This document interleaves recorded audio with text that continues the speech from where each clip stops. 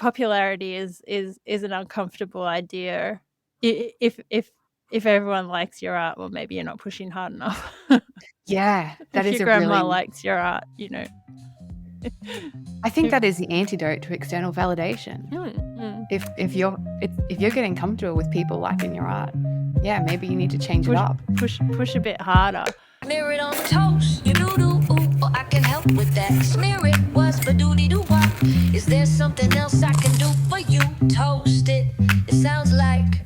We're recording this on the lands of the Gumungia and Bundjalung people. In this episode, we share what we learnt from painting with secondary colours and why it's a beneficial exercise for all artists to do. We also delve into the pros and cons of going to art school. And maybe if you can't afford art school, what are some alternatives you can pursue?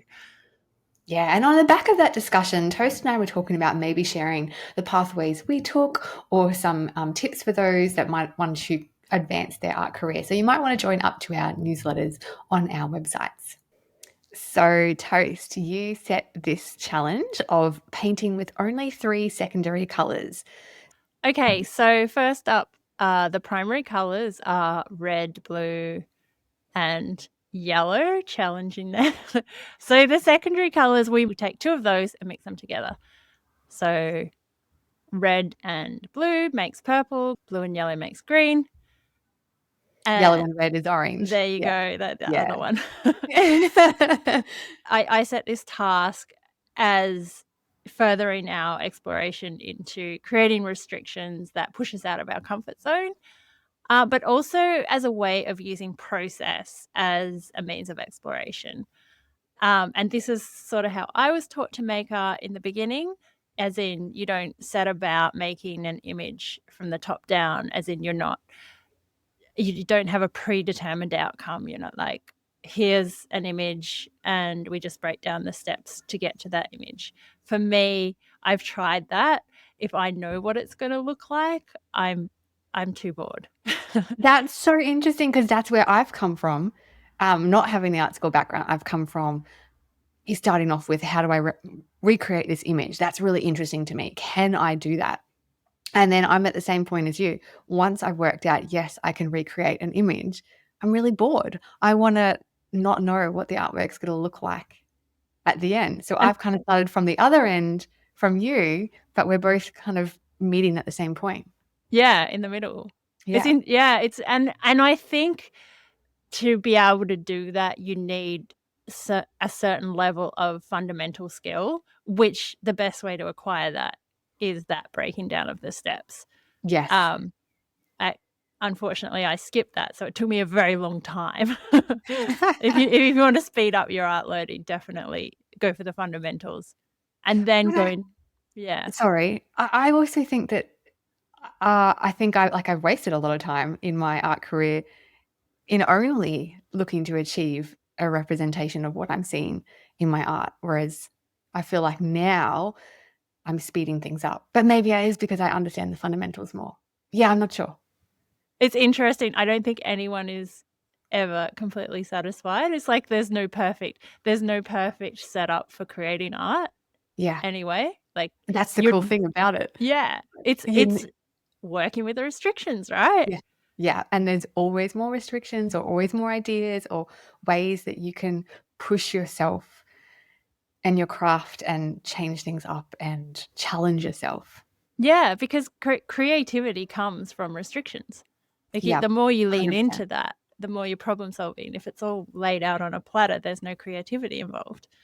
And that's super exciting. So back to our challenge, which is secondary colours. Yes. And I sort of chose this because I have these tubes of paint. My husband is also an artist, and he switched back to acrylic. So he gave me all his oil paints. And I love restrictions, and I have for a very, very long time worked with a very limited palette. So I usually use a red, a blue, and a yellow and a white. Sometimes I'll extend that out to maybe a warm and a cool of each color, but never each. It's like maybe a warm and a cool of red, maybe warm and cool of yellow. My blue, I never put 2 blues. Or not never, but rarely. Yeah, I don't normally either. I normally just have I have a split primary, but the blue I just have No, one. the blue. Yeah. Yeah. It's either warm or cool. Or Yeah. or if you want to go on, black. Yes, true. Yeah. Not Not everyone wants to go on. But it's so useful, isn't it? Like people think it's harder, but again, it's one of the fundamentals. You can skip some of the fundamentals, like it might create an interesting artwork, but you're dealing with color. Unless you're not, Yeah. unless you're an etcher, That's true. Yeah. maybe not. But if why you're would you going want to deal with keep color, learning about it? yeah, It's so pretty good. It's pretty Color yummy. is like, I love nerding out about color. It's so fascinating. And there's like, you've got the Munsell system and you've got the normal color. Like we can't even, there's no proper way to define color or have a color system. Like it's just, there's so many rules. And then there's like, but then this color does this and then this color does that. Like I love it. And it's very emotional, really. Like, because you and I both love the science, like, of color, and color has a very scientific basis, as in it's a certain vibration, and yeah, but it's so relative. You can't really. Yeah, it's completely relative, so you can't really talk about one color in isolation.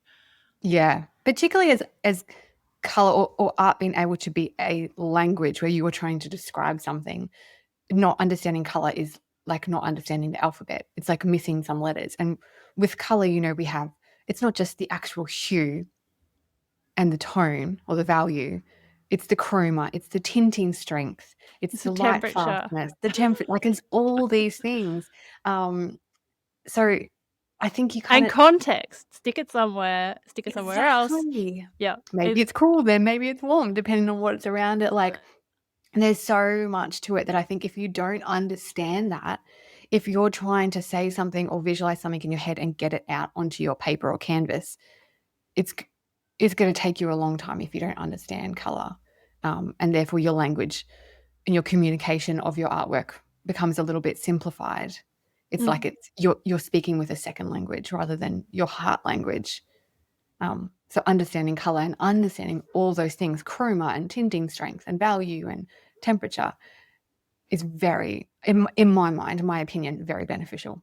And I think so. Going back to the limited palette, I think mixing those colors is the best way to teach you. And you're not going to learn it in one session. You're probably not even going to learn it in 1 year. But you'll learn the basic concept of, like I always tell my students, if you use the primaries, like often when I teach, I just use primaries, just one primary color, not a warm and a cool. And I say, if you want to dull it, if you want to get rid of the chroma, add a secondary to it. So if you add a secondary to a primary, it just dulls it straight away. It kills the chroma. So that was interesting in this challenge because we were just painting with low chroma. And this is why I wanted to set it, not only to get rid of these horrible tubes of paint that I would never buy. I'm like, ew, why would you buy these?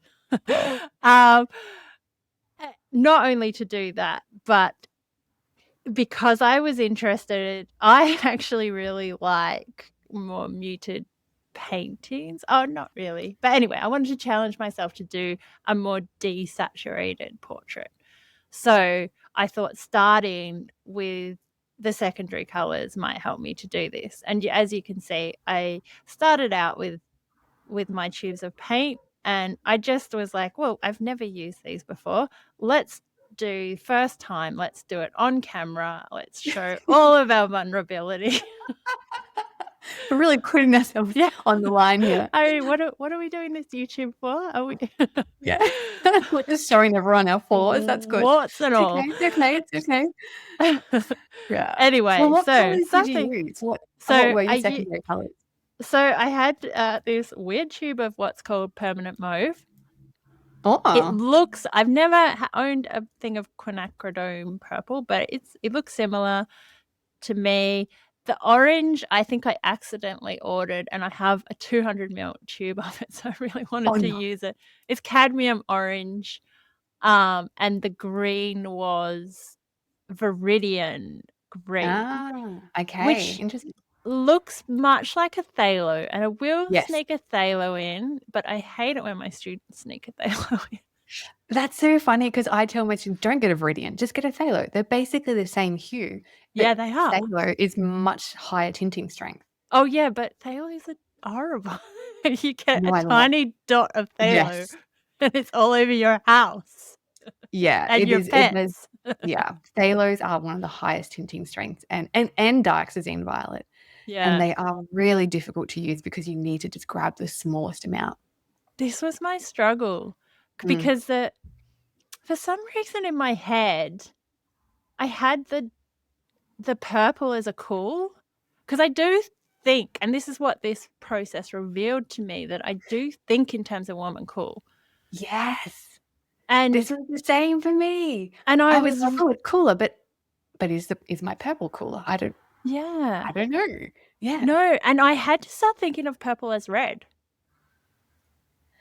Ah, interesting, because I was thinking of it as blue. Oh, right. So I thought of my green as blue. And my I realized how attached, because there are certain things you want to automate in your art process so Yeah. that you can play. So I think it is good to do the same thing over and over, and maybe, not make every painting a challenge and a push yourself. Yes. But you need some sort of foundations to build your bouncy castle on. But yeah, I had to think of it. I thought of it as a red, and that revealed a process that I wasn't aware I was doing. Yeah, it was so interesting. I found the same thing as I would be looking at I was painting mini melons. I was looking at them and I go, okay, well, that's cooler. But then I go, but so am I adding more green or am I adding more purple? And I found that I was just like, just don't think about it. And then it worked. It was like I just switched my brain off. Yeah.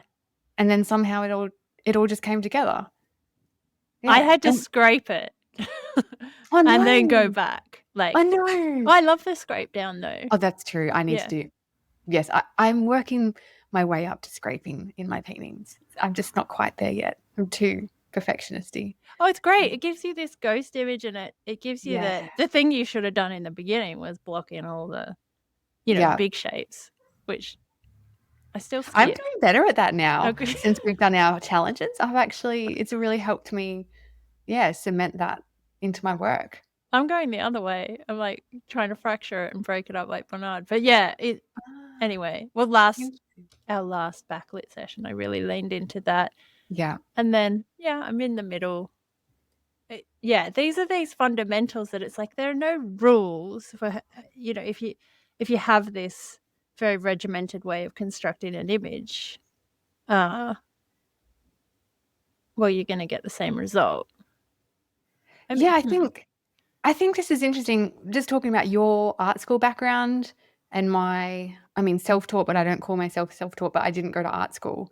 I think that's really interesting, you saying that. Like, did you learn about secondary colors in art school? Is that where you got that concept? About my art school, okay, so I did a Bachelor of Fine Arts straight out of high school.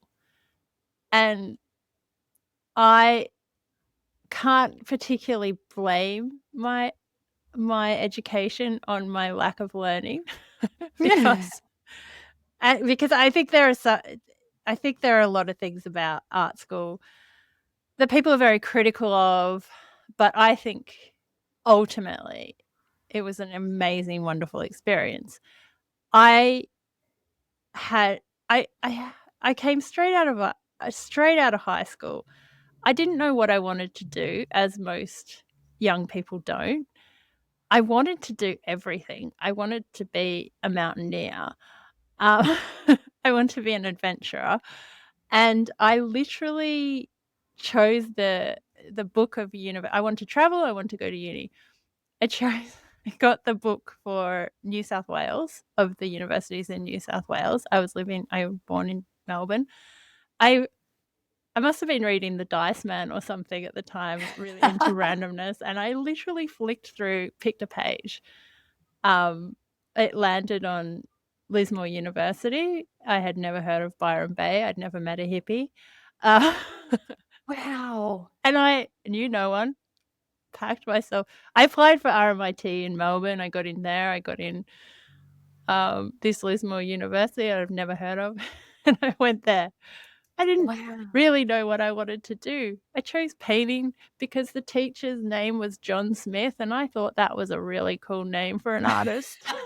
That is a great name for an artist. So, Very guys for SEO and marketing, but great name for an artist. advice, like, I think do your research. I didn't know what I was wanting out of art school. And it was a wild ride. So I did not learn color theory. Did you learn to paint? No. This is often, this is often the criticism that I hear, or often I'll get students come to me to my oil course, which is like my foundation of paintings, like everything I know and wish that someone told me early on. Yeah. But I get students coming to that who are doing art school and like, we don't know how to paint. Yeah. So yeah, it's interesting. But then I'm like, I really want to go to art school because not that I don't know how to think, but I would like to think. I feel like there's a gap in my thinking was exactly what it did teach me. And I think that is super important, but I also think foundational techniques are really important. The best thing about my university education was that they sent me to New York on exchange. So I've managed to experience a few art schools, and the Art School Pratt Institute in New York had color theory, life drawing, all the foundations. It was purely art school. So you had animators, fashion design, filmmakers, but all within the humanities, all in the one place. I lived on campus, 16 stories of art students. It was mind-blowing. However, my university experience was equally mind-blowing because I had an excellent theory lecturer, and we didn't learn names and dates of paintings. We learnt philosophy. We learnt critical thinking. We learnt how art fits within a cultural context. And that's why I'm like, art can change the world, because it is so linked with our culture. And I think if you want to interact with that, understanding the language, understanding what questions are relevant, or, that I think that differentiates people that maybe haven't gone to art school. It's what kind of questions are they asking with their work rather than answering questions. And caveat. Yeah. Because your work absolutely stands. Your work is going to raise questions whether you intend them or not. Yeah, and I think naturally, not being to art school, but naturally I'm a critical thinker, and I want that, the evidence and the data and you have a degree. Yes. It's interesting. I went the total opposite way to you. This is so interesting. Yeah. How we've met in the middle. But Yeah. I coming out of high school, same thing. Didn't know what I wanted to do. You have to decide basically what the rest of your life is going to be. And so I just asked people, external validation again, and did a law and commerce degree. You asked people what should I do? No, well, how else do you find out? I asked my brother, I'm like, what should I do? And I thought law, I really like buildings. And my dad was an architect. So I was like, I really like buildings. My dad was a draftsman. Well, there you go. My brother was like, oh, do commerce, because, commerce law, that can be about property law and buildings. And I was like, okay, I'll do that. And then I got into uni and I was like, commerce is maths. I hate maths. Barely passed high school maths. And law, maths. I was like, why can't everyone just get along? This is, vicious. So I dropped out of that. I did an arts degree for 1 year, and I did arts history. I did environmental sociology. I did media studies. And that gave me what you were talking about, the idea of art and understanding, looking at these ancient artworks and how they related to culture and environmental sociology, how that related to cultures. That was really interesting. And then I went on and did an architecture degree and started my master's of architecture. Oh, you did Which I never masters? finished. I started it, and then my art kind of took off, and I did that instead. But yeah, it was like I did everything possible to not do art because I was told you can't make a living as an artist. And so I thought, well, I need to find something else. And joke's on them, you can make a living as an artist. You just need to live very cheaply. That is the best. I put that in my stories the other day. It's like, Oh, nice. yeah, I mean, what is it? The stats are like 2% of Australian artists earn a living solely from their art. Yeah. And I But I think think it's not a bad thing to have a second income. Like for you and I, we do a bit of teaching, so it's still kind of part of our arts practice. But if you read the book The Gift, I think it's by C.E. Lewis. The first half of the book goes on about all the different cultures around the world of gift giving. And then the second half then applies that to artists and writers and painters and musicians, and how it actually is really beneficial to have a second job oh, that absolutely. allows you to create your art without any pressure of having to sell it. Yeah. Because as soon as you attach a monetary value rather than a gift-giving ideology to your art, it's then it just Well, you're painting it's for the market.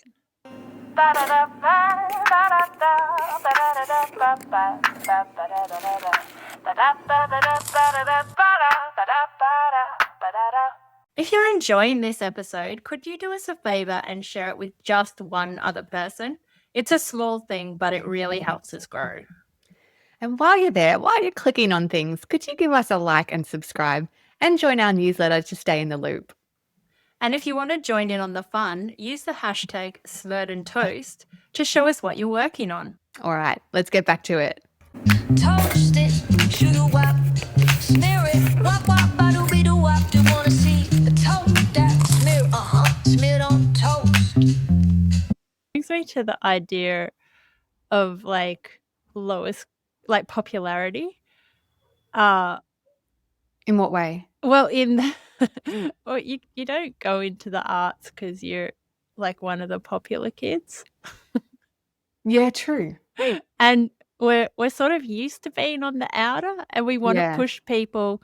We want to live on the edge of things and reflect back into culture, Yes. and even lead culture. You know, because I do think there's a trickle down art effect that you know, by the time it's mass produced, it started off as an artwork, as an idea, as an edge culture idea, and it trickles down that way. So, you know, we are the culture makers. But yeah, popularity is an uncomfortable idea. If everyone likes your art, well, maybe you're not pushing hard enough. Yeah, that if is your a grandma really. likes your art, you know. I think that is the antidote to external validation. If you're getting comfortable with people liking your art, yeah, maybe you need to change it up. Push a bit harder. Yeah. But And yeah, I think that's why we often do. Like, often we'll have a sellout show, and then like Luke's like, just paint more of those. People love those. And I'm your like, gallery wants you to do that. Yeah, exactly. The galleries do it. I'm like, I can't. I am so not interested in that No. anymore. And you're constantly getting people like, oh, I want like that painting, like more of that. And I'm like, No. I'm not interested in that. It's really hard to force yourself to be. And I think that's a good place to be creative. Yes. Yeah. I think that is, I mean, if we're talking about cost, I think that is one of the advantages of not going to art school.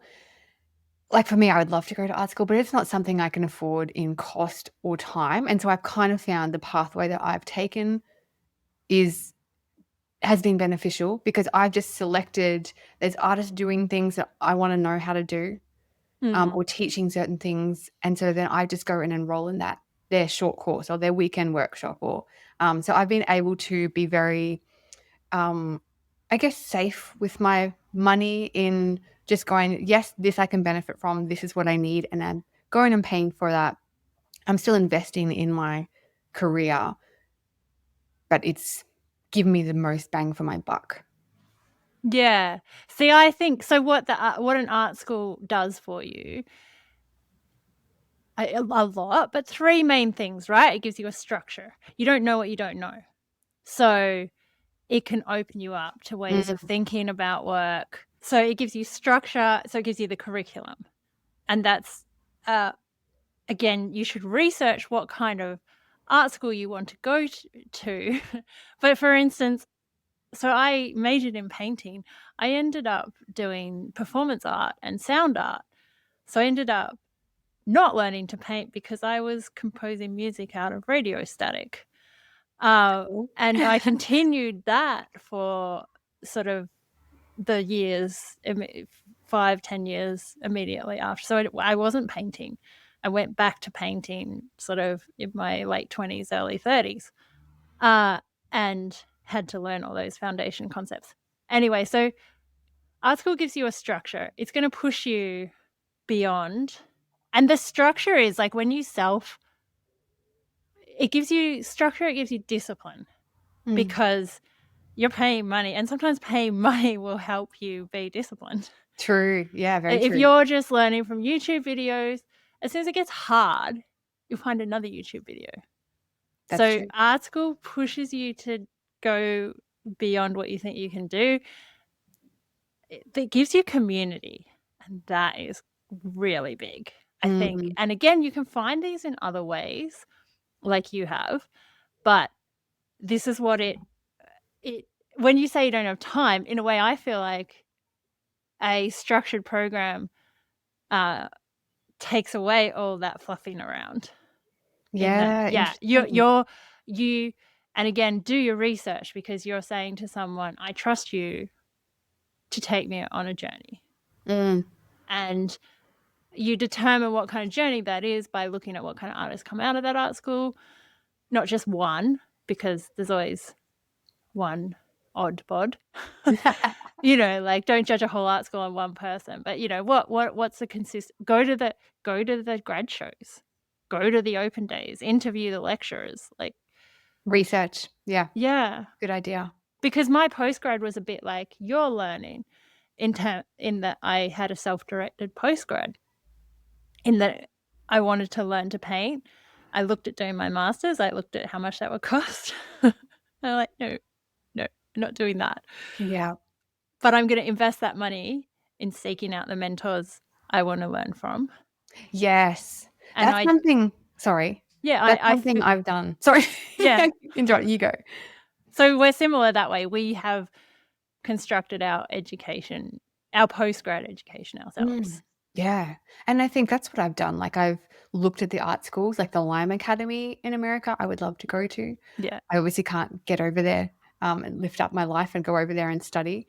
But I've contacted one of the main teachers there and had private mentoring with her, Minna Matashan. Incredible experience. And it's a resource that I'm sure I can tap into as I need to build more my repertoire and my skills within my art. And that's the same as me. Like, I looked at doing my master's here, and there just wasn't a mentor because that's how you do your master's. You have a supervisor. There wasn't a mentor that was interested in the things that I was interested in. Thinking about things in a broader context, what I'm seeing at the moment in Europe is like there's this new school, like Quarantine it's called, where you basically, it's like art school in Australia. Oh yeah, I know that. Yeah, It's like they go in there and it's like, we're not teaching you technique. Yeah. That's what you go to other art schools for, because Europe, we often talk about, has all of these atelier style art schools where they teach you all these things that we don't necessarily have here. Yeah. But they're doing the flip side as well. They're kind of going, well, we've got all these art schools that are teaching you technique and the language of art. But what we need now, and what we're setting up, what's kind of new, is the thinking side of it, and the pushing you out of your comfort zone. And I think that your phones go into a vault or a lock, and it's all about the creativity and not so much the technique. So it's interesting that across the world, this is a universal thing. If you have one, you need the other. And I did find that at Pratt, because I was very used to thinking about artwork from a very conceptual standpoint and a feminist standpoint. And there wasn't, certain teachers, like every teacher was different. Certain teachers weren't really interested in that. But what I really felt like I lacked, what I try to do, because I do a mentoring program, what I try to do with my students is have that conceptual basis, but bring it back to the artwork. So like, how does this artwork address those? Like, because I get very stuck in my head, and I spent most of my degree in the library, and HDs for theory because I can write an essay. But art is and I think that's what's so important about art is a way of thinking through this very material process of making, which is very unique because every other subject we think, well, I mean, science is sort of material as well, but it is this unique way of thinking through making. And that's where it offers things beyond language. Even though we use language. Like, I was very comfortable with language. Like, English was one of my better subjects. And so I was very comfortable writing essays, but it was very, very difficult for me to translate those ideas into actual work, which was why I ended up doing performance work, because that felt like it could address those ideas well, I couldn't paint, right? So how am I addressing these ideas? So, okay. So say someone's like me who hasn't got the opportunity to go to art school, is self-taught in their art, has got the language or the ability to communicate ideas through the skill of painting. What would be your go-to? You haven't gone to art school, you can't go to art school, but do this instead, and it will give you the starting point of thinking like art school is going to teach you to think. What are your cheat notes without trying to get there quickly? What are some exercises that someone could start doing? I think, and you know this because you've done a degree, I think the other value of art school is that you have 3 years or 4 years to percolate these ideas. And you have guidance through, if you select the kind of people that you want guidance from, you have guidance through these ideas. So it's not like, I mean, you can go and look at a university website and reverse engineer their course, because they'll often have topics, and you could even maybe get the readings. And there's so many readings. Like, I remember being so swamped, and you probably were in your degree, and my mother saying to me, no one ever did all the readings. But I love the reading, like reading about art. That's where I learned everything. Like, apart from mentors and art courses, everything else is from books. Books are wonderful. I think art, I mean, Roland Barthes' art in the age of mechanical reproduction is probably a good starter, which is maybe easier to John Berger has a Ways of Looking at Art book. That's a really good one to sort of start you off with. The Artist's Way. A lot of people talk about the Artist's Way, which I haven't fully read, but it's also like, what do you feel like what do you feel like you're lacking? Yeah, I think, well, you think that you're lacking something because you don't know. Yeah, you don't know what you don't know. But I think what we're just searching for is new ways to open up our work. I would have loved to have studied more art history. I think I just can't get enough of that. The one thing I do say as a caution for any degree, and someone warned me about this before I started my university degree in architecture, or maybe it was in law, but anyway, they said there is a certain elitism that comes with or from a university degree. And I didn't really get it at the time, but after I graduated and I was thinking about what did that mean? And I look back, and it does change your brain to kind of think that you're better than those that don't have a degree. And I don't like that. And particularly in architecture, you have to have a degree to be an architect, and you can't call yourself an architect without the degree. But also you can do the exact same thing as a building designer.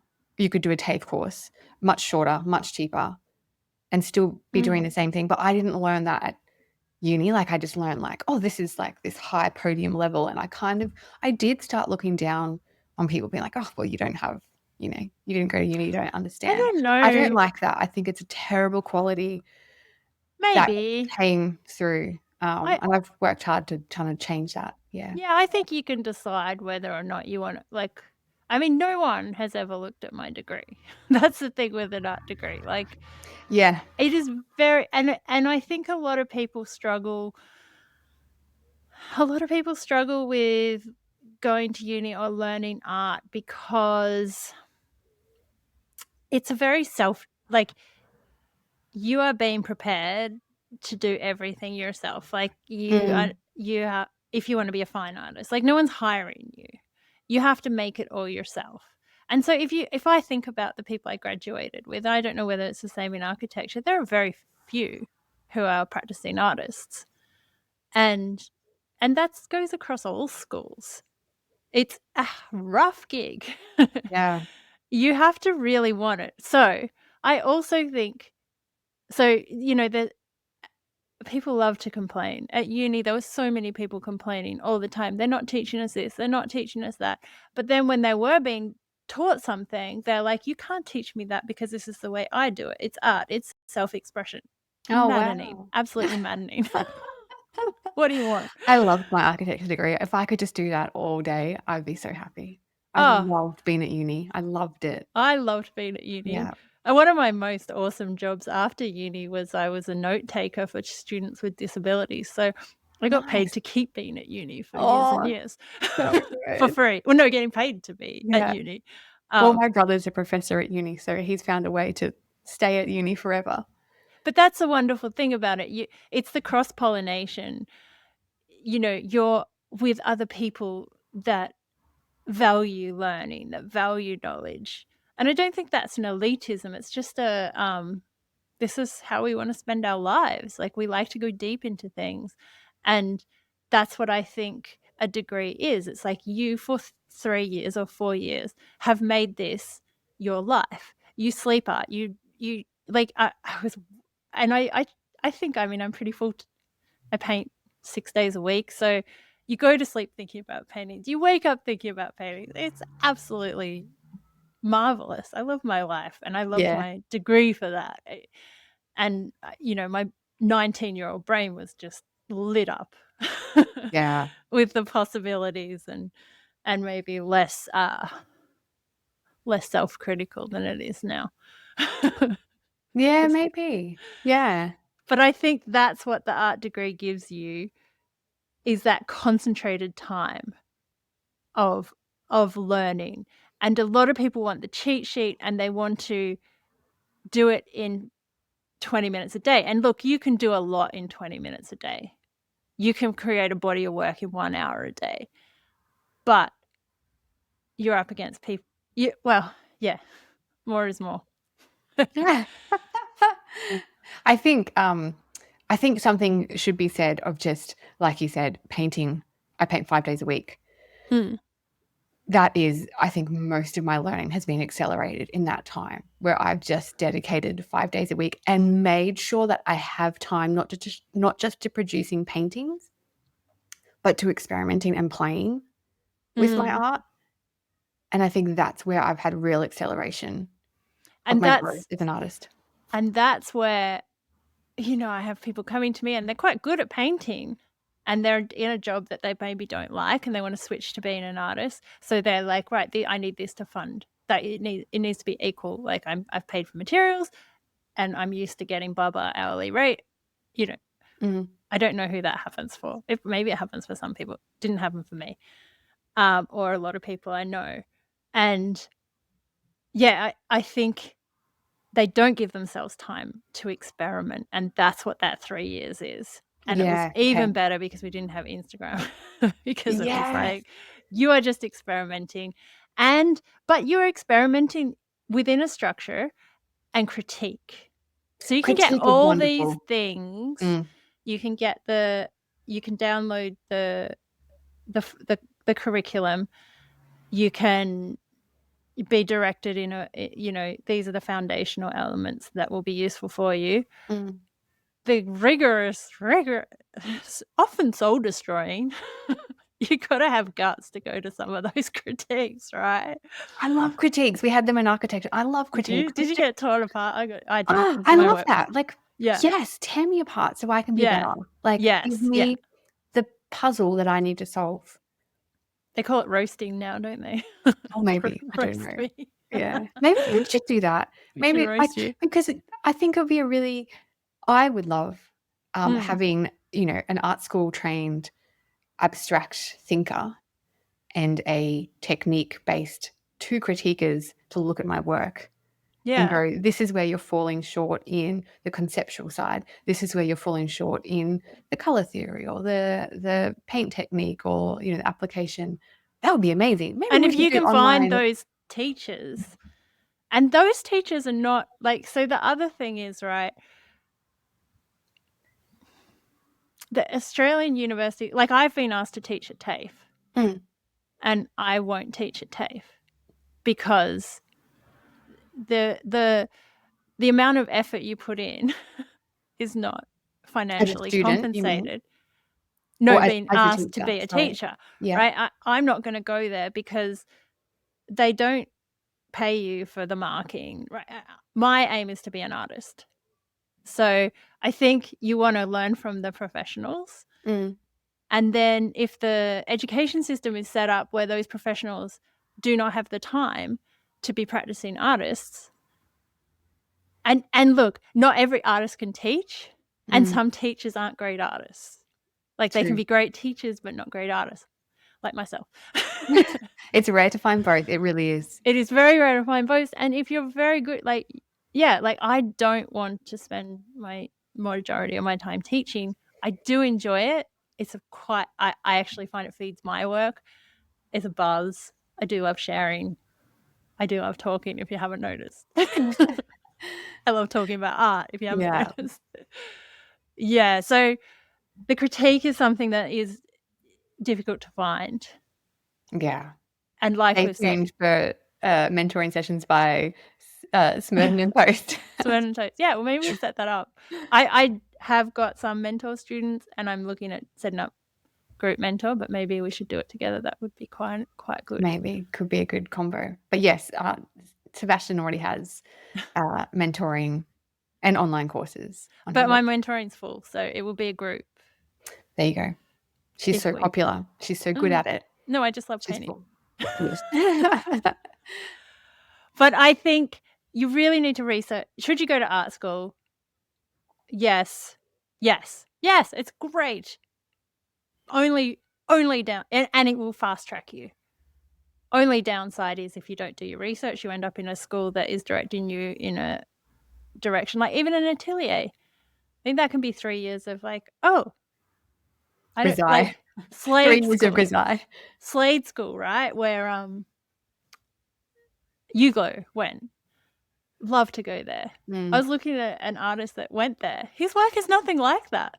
You can't. But that's probably a good thing. Yeah, because I think sometimes when everyone's work ends up exactly like the mentors, they haven't maybe pushed them enough. And that's why university is good. Pratt, we had 12 different drawing teachers. And it's this the cross-pollination, I think, whereas we had two painting teachers, 2 sculpture, 2. But the cross-pollination between these ideas, and I say that to my students, do not just learn from me. You learn from other people. Go learn from Anne. She's great. Well, I think that's the advantage because I've done so many different courses and mentoring sessions with different artists and I've specifically sought out those artists and researched which ones I think I'm going to learn from, not just what it is and how they paint and how they think, but how they teach. Yeah. And that has achieved, somewhat what you're saying, a similar thing. There's just getting a variety of mentors and a variety of knowledge from different people. Yeah. So it gives you the structure. It gives you the discipline. You show up when you don't want to show up. It gives you that research model of critical thinking. And it, and it gives you a pathway that, if you do want to do a PhD, if you do want to teach at uni, it does help you get grants. It does help you it does help you have the language to, like, if you want to be in the Biennale, you're going to have to learn that language and you're going to have to interact with those ideas. Yeah. Some galleries are like that, but I mean, it always comes back to the work does the work. You can have all the theory and no substance, and and it frames your work as like part of this larger cultural study, and it forces you to confront your own biases and that of your culture, like that's colonization really important. And it gives you that, like, that cross-disciplinary, like you're studying philosophy, you're studying semiotics, you're studying hopefully you're studying the foundations of actual painting if you want to be a painter. I ended up a sound artist, which is so lucrative and obscure. But we have foundation courses that we teach in painting, oil and acrylic painting. Just a little plug for us there. That I think we're both pretty proud of, that give everything that we know that we think others should know. So if anyone is looking for those, Arts oil. Anne's oil course is phenomenal. Self-called phenomenal. I'm really proud of it. It's everything I have learned over the last 5 years of oil painting, and everything I wish someone told me at the start, because it's just, I'm really, really proud of it. And I'm really stoked with the results that my students have been getting from just doing 5 weeks with me. Their painting has just leaped and bounds, because they know, like, I'm teaching people there's rules in art, right? But some artists use those rules and some artists don't follow those rules. And so I'm trying to teach people why the rules exist, so that you can decide in your work when you want to use them, when you don't want to use them, why, and you know why you would and why you wouldn't. So I think that's really important, rather than just following, well, this artist does this, so I want to do work like them, so therefore I have to paint the way that they paint. Yeah. I mean, I structured mine that way. This is what I wish I had learned in art school. And again, it improves people's work, but it's not paint by numbers. No, not at all. And it's not, like, I call it foundations and people think it's for beginners. I'm like, no, it's really quite hard.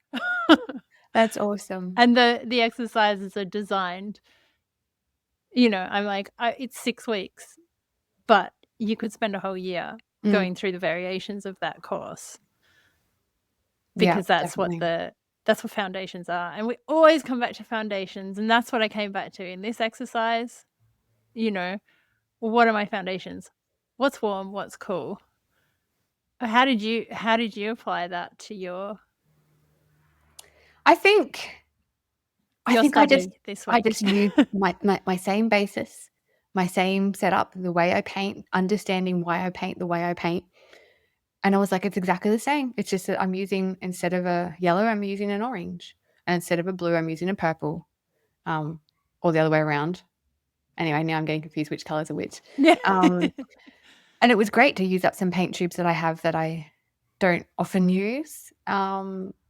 And I think because I have that foundation and that understanding of how to communicate with paint, how to set up a painting for success, it didn't matter that I was using secondary colors. My brain just switched into autopilot, and it was just like doing any other painting. But the color, like that beautiful low chroma colors, it just really sang. Like, it's got this kind of just glow and this feel to it. That's almost like when I put that colored gel over my light and created everything like that night scene. It created a lovely harmony. And then I found that it really allowed the chroma of my green, my phthalo green, to really sing. What colors did you use again? Dioxazine violet, you did phthalo green, and cadmium orange. Oh, so we're pretty close. Pretty close. I mean, most of the colors I use are always high chroma colors, or like really strong tinting strength colors, because I just find the chroma of a color, like the brightest a color is going to be, is straight out of the tube. So I want to always start with really bright colors, strong colors straight out of the tube, because I can always dull them. Yes. And I can lower them, that chroma, and I can lighten them, but I can't make a color darker than it is. And I can't make a color more chromatic than it is. So I always stick with those. There's no question it was going to be those. Yeah. Yeah, I just went with what I had, but I was really interested in that desaturation. I Mm. think I would probably do it again with maybe just 2. Maybe just the green and orange. Oh, maybe what's our next challenge? What is our next challenge, It's Anne? my turn. Well, speaking about art school and not art school and the different backgrounds and how we've come from the 2 different ends, I think we should do an abstract.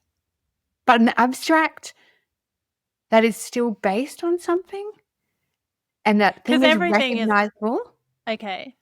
but at first it reads as an abstract. So you have to still be able to it still has to be something. It's representational, but abstracted enough that it first reads as an abstract. That's really interesting and really hard. Again, everything is abstract. Like just creating 3 dimensions into 2 dimensions is abstract. I really hate the term, to be honest. I like non-representational versus representational. So we're going representational in a non-representational way.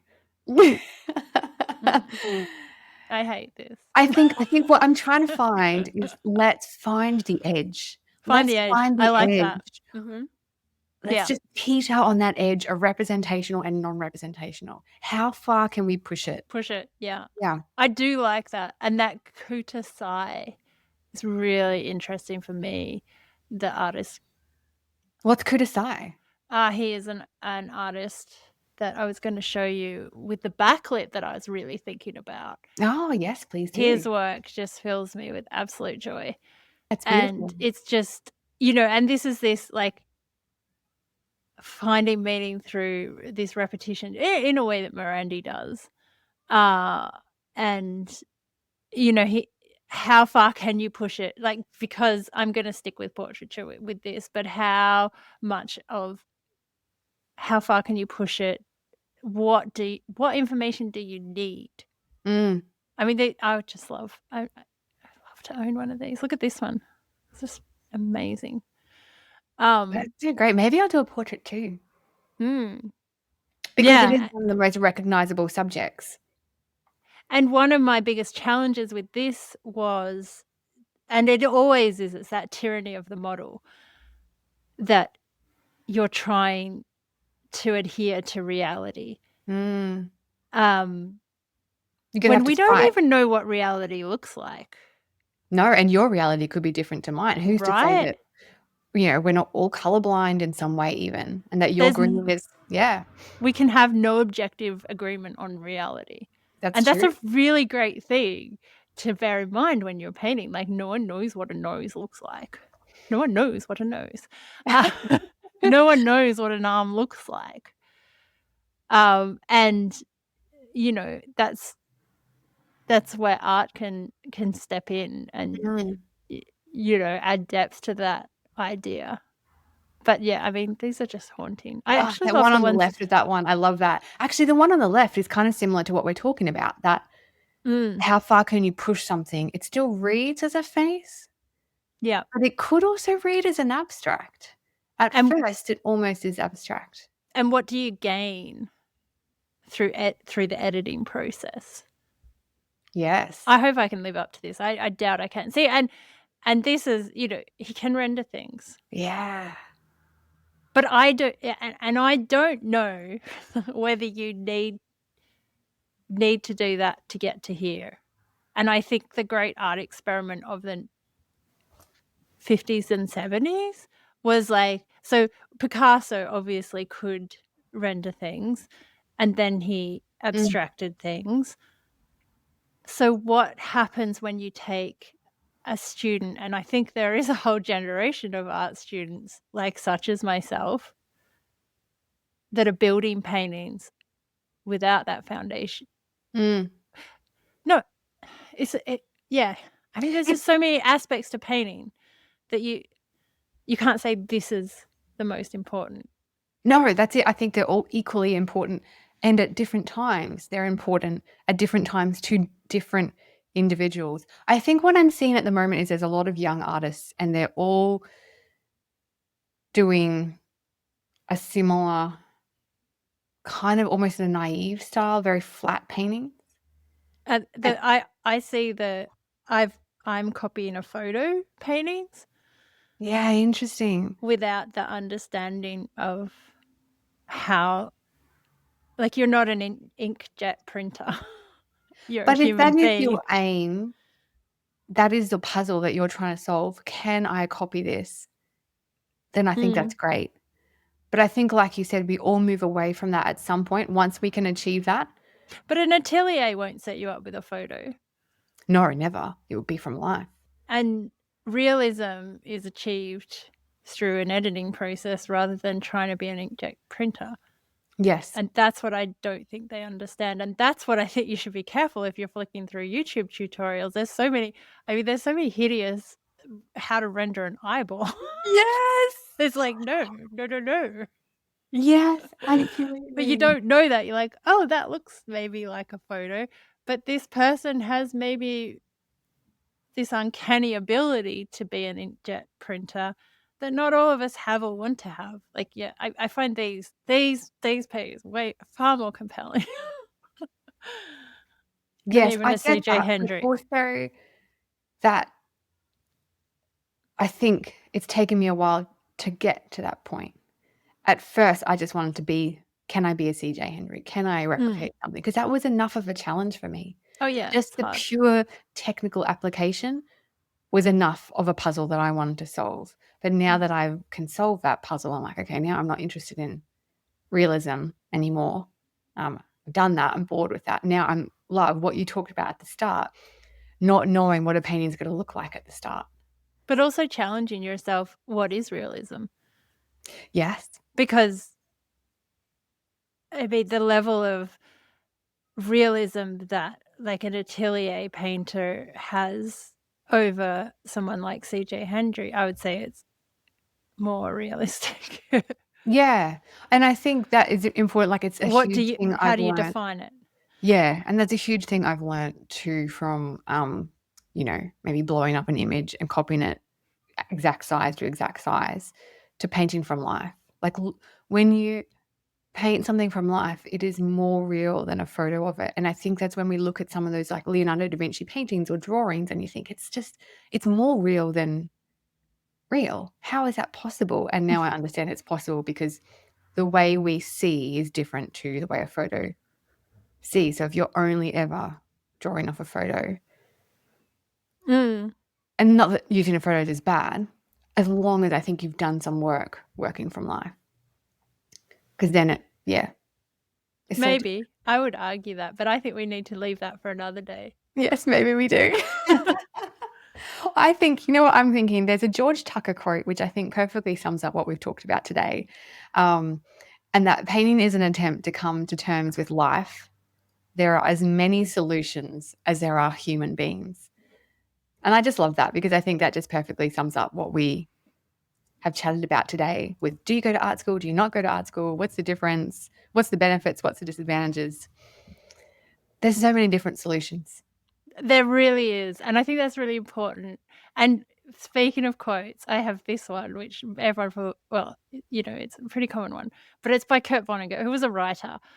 And the bird is named after. Yes. Yeah. So do you know this quote? I don't know. Go into the arts. I'm not kidding. The arts are not a way to make a thing. They are a very human way of making life more bearable.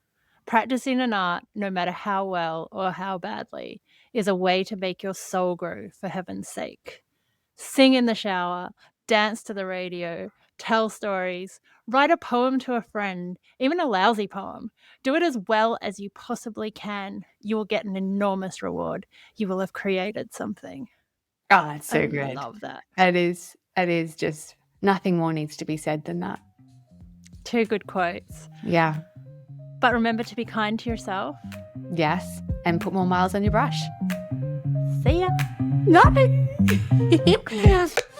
What's my duty to up? Is there something else I can do for you?